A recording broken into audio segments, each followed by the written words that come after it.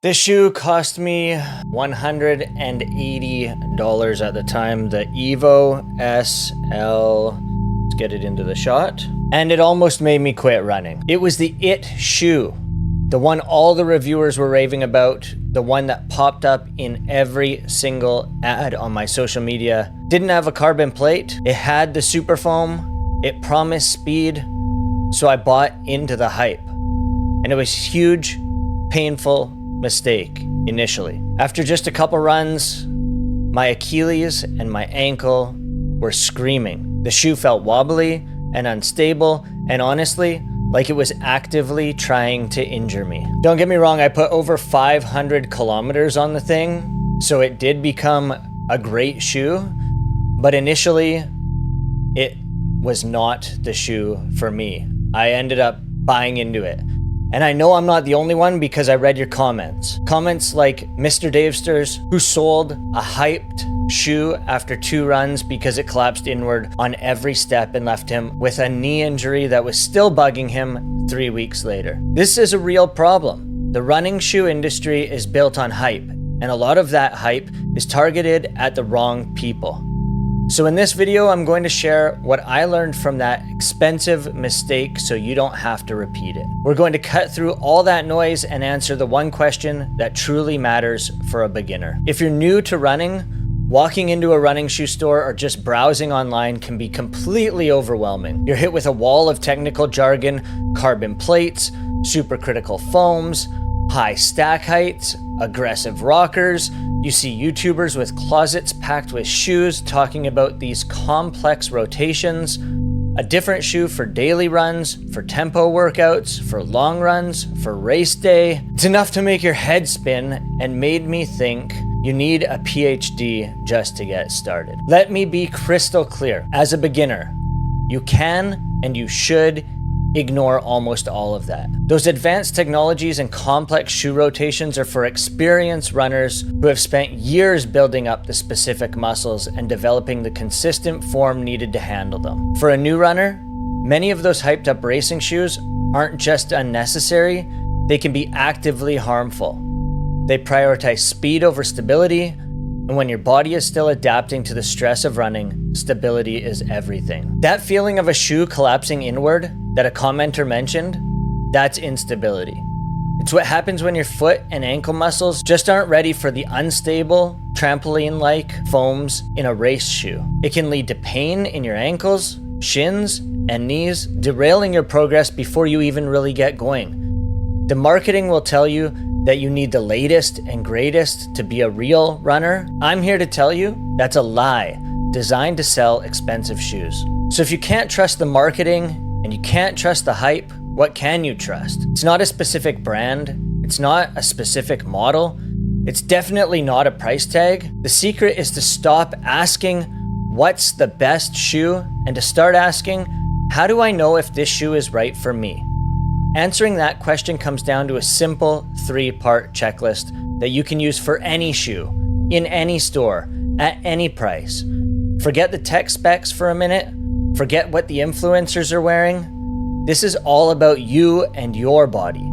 It consists of 3 pillars: the comfort rule, stability over speed, and the professional fit check. If you can master these 3 simple ideas, you'll walk out with the right shoe every single time. This is the most important, least scientific, and most ignored piece of advice out there. A running shoe should feel comfortable the second you put it on. It's that simple. There shouldn't be any pinching, no weird rubbing, no hot spots. You shouldn't be buying a shoe you hope will break in later. If a shoe feels even a little bit off when you're just walking around the store, trust me, that feeling will be magnified 10 times over 3 miles or more kilometers into a run. Pain is information. If your toes hurt, the shoe is probably too narrow. If your arch aches, the support might be wrong for your foot. Don't let a salesperson or an online review convince you to ignore your own gut feeling. You are the world's leading expert on how something feels on your foot. Comfort is king. It's the first and most important filter. If it's not comfortable in the store, it's not the shoe for you. Put it back and grab another pair. This one rule would have saved me $180 and a month of Achilles and ankle pain. The second pillar is to choose stability over speed. For your first several hundred miles or kilometers, your goal isn't to break records. It's to build a consistent habit without getting hurt. Stability is the key to doing that. Stability running shoes are designed to help manage the natural inward rolling of your foot, especially as your muscles get tired. For new runners whose muscles and tendons are still adapting, that little bit of added support can make a huge difference in preventing injuries that pop up when you get tired. When you're trying on a shoe, pay attention to how secure your foot feels. Does it feel like you're on a solid, supportive platform? Or does it feel mushy, wobbly, or like you're trying to balance on a pillow? Avoid that wobbly feeling.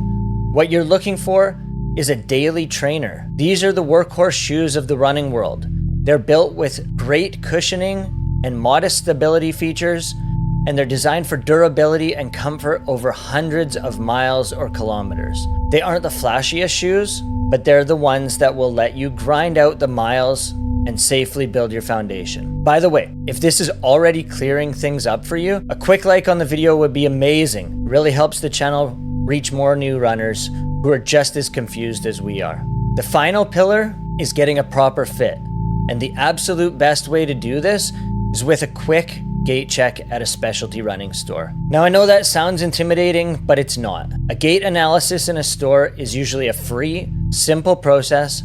Someone will just watch you walk or jog for about 15 seconds, either on the floor or on a treadmill. In that short time, they can see how your foot behaves when it lands. They're mainly looking to see if your foot rolls too far inward, which is called overpronation. Based on that simple observation, they can recommend either a neutral shoe or a stability shoe. That simple piece of information is invaluable and can save you from months of frustrating, nagging injuries that come from being in the wrong type of shoe. While you're there, make sure you get the right size. Your running shoe size is often a half or full size different from your regular shoes. You need about a thumb's width of space between your longest toe and the end of the shoe. Your feet swell when you run, and that extra room prevents bruised toenails and blisters, which suck. Don't be afraid to ask for help.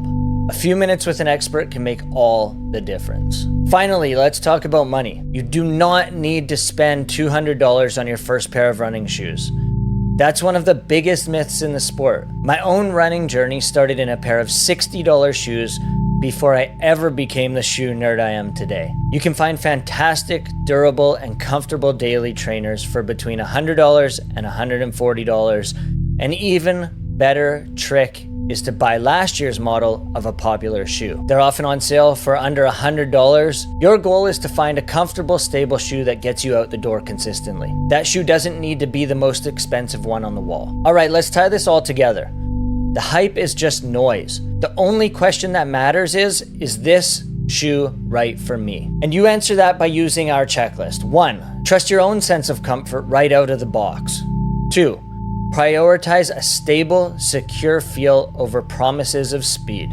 And 3, get a quick professional fit check to make sure the shoe works with your natural gait. Running has a high mental barrier to entry, but it shouldn't have a high one financially or technically. Ignore the jargon, trust your body, and just focus on starting with a solid foundation. Now, once you're comfortable with this framework and you're ready to look at specific models, that's where the other videos on this channel can help. I've put together a playlist of my favorite beginner-friendly daily trainers, which I'll link in the description. You can take what you learned in this video, apply it to the reviews, and find the perfect pair to start your running journey. Thanks so much for watching. If you found this helpful, please subscribe for more videos that cut through the hype. Now go find a shoe that feels great and get out there for a run.